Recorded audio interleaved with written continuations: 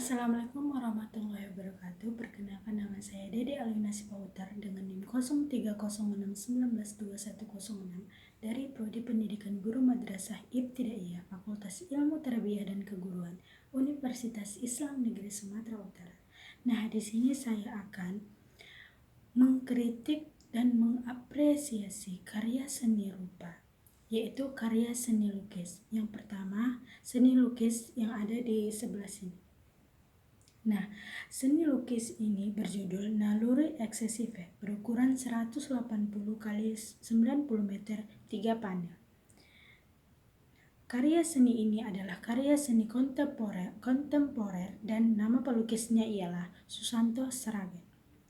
Yang mana karya Susanto ini menyajikan lukisan surrealis dan penuh imajinasi yang sangat kuat. Lukisan ini termasuk juga lukisan kontemporer bergaya surrealis terbaik di tahun 2019. Lukisan karya Susanto Sragen ini banyak sekali memainkan warna-warna yang sama-sama kuat.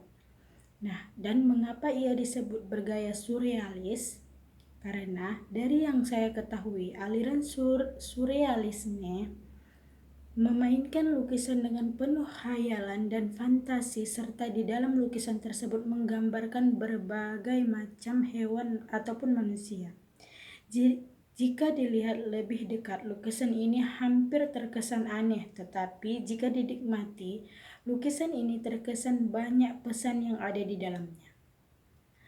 Perlu kita ketahui, lukisan kontemporer ini adalah karya seni lukis masa kini yang berhubungan dengan situasi dan kondisi pada masa pembuatannya. Nah, yang kedua, saya akan mengkritik atau mengapresiasi lukisan yang ada di sini. Nah, lukisan karya mahasiswa yang bernama Fadil Zil Ikram dari Universitas Negeri Semarang ini mengangkat tema tradisi masyarakat Kudus. Penggunaan warna yang terpadu secara sempurna dan menghasilkan garis-garis yang tegas membuat lukisan ini semakin menarik dan menghasilkan berbagai karya seni lukis surrealistik dengan tema tradisi-tradisi masyarakat yang berada di Kudus. Salah satunya seperti sapi yang seperti duduk di genggaman tangan.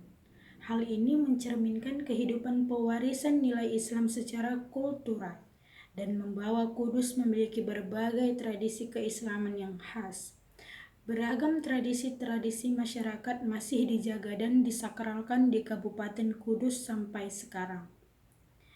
Contohnya tradisi larangan penyembelihan sapi, buka luhur, dandangan, nyiwar deso, bulusan, resik-resik sendang, kirap pengantin gapura masjid, walis sego kepel. Tradisi tersebut merupakan adat kebiasaan turun-temurun dari nenek moyang yang masih dijalankan dalam masyarakat. Keberadaan tradisi masyarakat tersebut adalah sebuah simbol identitas dan eksistensi suatu masyarakat. Dari yang saya lihat, lukisan ini memberikan warna-warna yang menyejukkan mata dan seperti memberi kedamaian dalam hati. Dikarenakan makna yang tersirat untuk senantiasa menjaga adat dan budaya yang masih tersisa, tetapi pada lukisan tersebut terdapat rumah kecil yang menurut saya, jika rumah tersebut sebaiknya dilukis lebih banyak pada sisi samping kanan dan belakang agar tidak seperti kosong pada bagian tersebut. Nah, yang terakhir lukisan yang ada di sini. Laku adalah judul pameran tunggal seni rupa karya Zainal Arifin, di mana ia menampilkan karya seninya yang seperti para pejabat, tetapi wajah mereka tertutup langit-langit dan awan.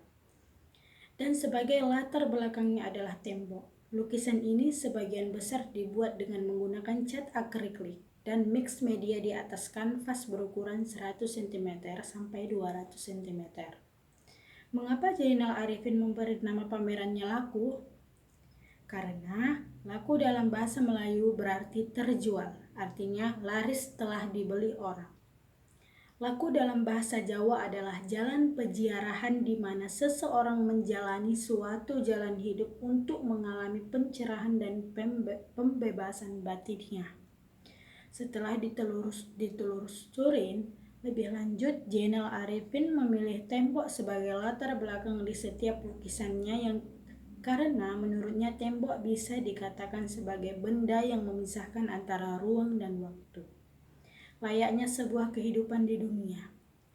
Tembok dijadikan sebagai simbol peradaban umat manusia, simbol perubahan-perubahan yang terjadi di dunia ini, simbol tempat bercermin diri, introspeksi diri, simbol perjalanan hidup dan pengembaraan hidup manusia. Zainal Arifin juga melihat tembok bukan sebagai sosok angkuh dan angker. Tembok juga ia pandang sebagai harapan dan kekuatan.